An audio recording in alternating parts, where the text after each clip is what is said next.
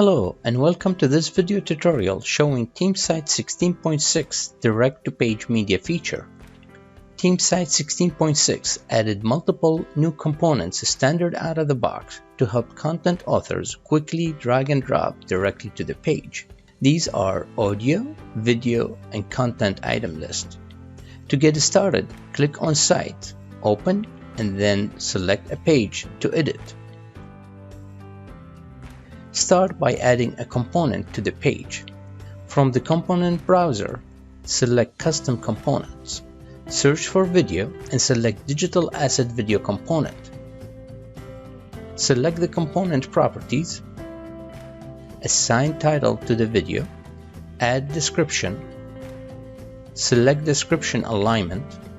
Choose video type. For this example, let's use a public video from YouTube. Get the video ID from YouTube and add it to the component. Switch to the Appearance tab and select the skin, then click OK. Now let's add an audio component to the page. Repeat the process of adding a component, but this time choose the Audio Custom component. Select the component properties. Let's use an audio file right from Teamsite. Add a header, add a description, select alignment and other audio options.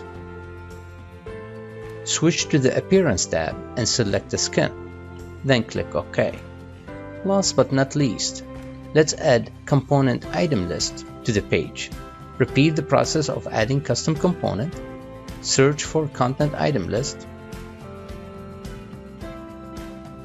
select the component properties, replicate the item for as many DCR as you need. For each content item, browse and select the required DCR. Select the title, description, image, and target page.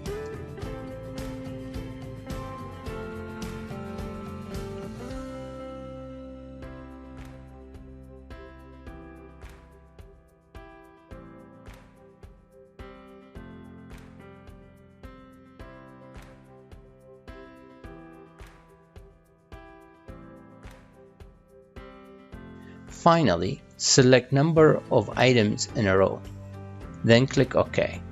As you can see, Teamsite 16.6 saved a lot of time by allowing the user to drag and drop out-of-the-box custom components directly onto the page and quickly configure a variety of settings for the media asset, which could exist locally or online.